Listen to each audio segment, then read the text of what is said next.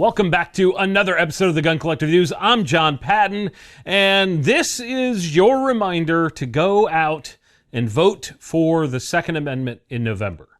Now, the news. Sig announced that their Jacksonville, Arkansas ammunition campus, yes, that's what they're calling it, is ready to rock. They expanded recently and the plant has existed in that area for a while, but they made some big time improvements and new machines, expansion, blah, blah, blah, blah, blah. Corporate speak.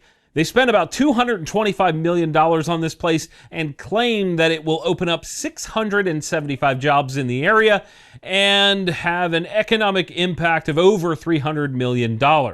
That's a wonderful thing. They also say that the focus will be on advanced ammunition and strengthening the industrial manufacturing base for the US DoD. That tells me that this facility will have very little effect on the consumer ammo market initially because Daddy Warbucks wants them making ammo for the war machine. And to be fair, I spoke with Travis White of FRAC about the fact that the United States is woefully underprepared for its own defense when something like that may or may not happen.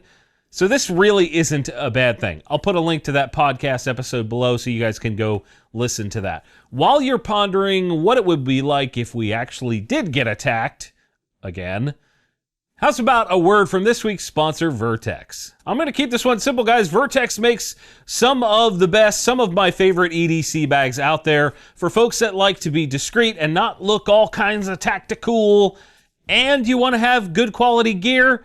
The company you need to look at is Vertex. And if you use my code TGC, you'll get at least 15% off. The website is vertx.com and the code is TGC. Big thanks to Vertex for sponsoring this week's video. We have a bunch of new stuff to sort of plow through this week, so I'm not going to stop again. Suppressor Central has partnered with Meat Eater to release a new version of their Banish 30 suppressor.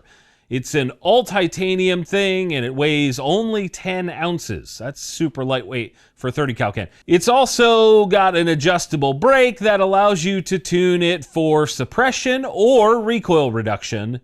You just kind of turn the end cap and adjust it, and it closes down ports inside there. That's pretty neat. The can is user serviceable for those that want their cans to, not be seasoned. MSRP here is $1,300, and that's not cheap. Most lightweight full titanium cans are not cheap, but this is definitely not what you would call affordable. On the flip side, if it gets more hunters familiar with cans because of its association with Meat Eater as a brand and like using cans for hunting and that sort of thing, this is nothing but a good thing in that case. Winchester released a new black powder, I think it's black powder cannon, which I didn't know was a thing, but apparently it is. This is actually a limited edition re-release, and there are only going to be 250 made.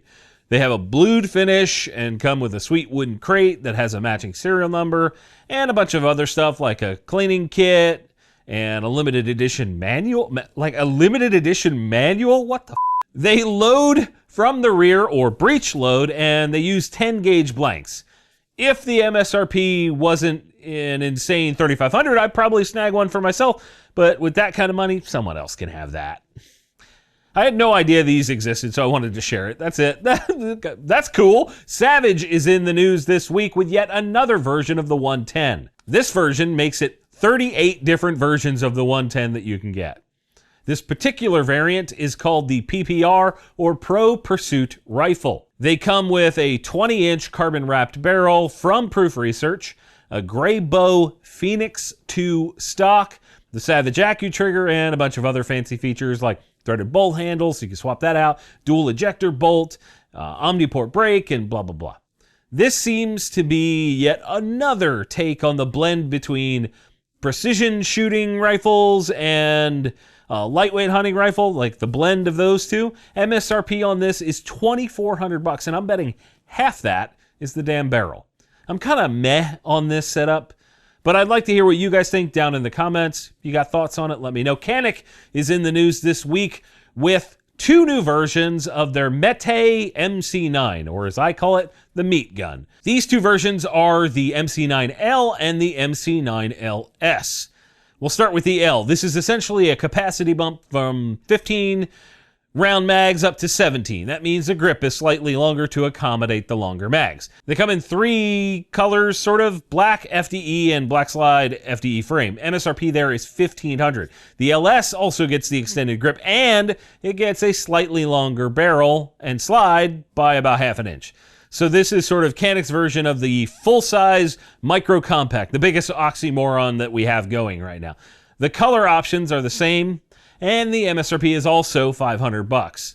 For an optic cut setup that I hear is pretty reliable, that's not a bad price. That's pretty cool. Q is in the news this week. Let's go the other direction in terms of pricing. Q is in the news this week with a gun called the Boombox. To me, this is sort of the big boy version of the famed Honey Badger. Essentially, this is a 12-inch barrel, 8.6 blackout that weighs about 5.5 pounds. And under trigger in the description, it says literally the best trigger ever made, that's funny. And otherwise, it's got the same bead blasted, clear coated finish from the Honey Badger that almost takes on a sort of champagne color.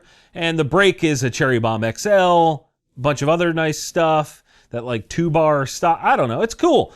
So like I said, big boy Honey Badger. The goal with this is to create something that has better terminal ballistics than a 300 blackout, but is still very quiet. In this instance, you're gonna have to open up your wallet a bit, just more than you think, because the MSRP is $4,400. I haven't had the chance to mess with 8.6 very much, but I do really enjoy the idea of like a small gun slinging a big old bullet downrange. Also, I should mention that this is an SBR, so NFA nonsense will apply with this one. Speaking of tiny guns, Sig announced a new version of the Rattler LT that is drenched in Miami Tiger Stripe Cerakote. This is a limited run that they're doing, and it even comes with their Romeo 8 optic painted to match, and a pair of sunglasses that also carry that same pattern. That's cool, little package action. I think the case comes with it too. What's interesting is that Canic did something like this a little while back with their Miami Days and Miami Nights guns, and I never thought I'd see Sig copying Canic's homework in the same episode of the news that we saw Canic copying Sig's homework. Either way, they didn't put an MSRP on this, because why would you do that, right? Why tell people what it costs? So I'm betting it's going to be something silly like $5,000. But go ahead and leave your guesses down in the comments for the folks at Sig to read. And yes, they do actually read them. I know, they told me this. Speaking of small guns again, the FN Scar 15P has a new version. It's chambered in 300 blackout. That's really the only change.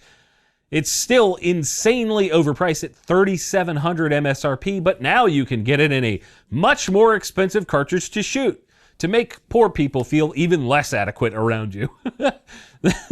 There's not a chance that this is the best choice to fill any role out there. But I suppose if you really wanted to waste money, this could make sense. I would say I'm sorry, FN, but I'm not sorry.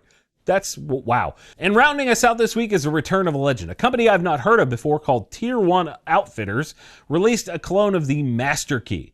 For those that aren't aware, the Masterkey is a sort of tongue-in-cheek name / real name for a pump-action shotgun mounted to the bottom of your rifle. Sort of like the M203 Noob Tube from Call of Duty.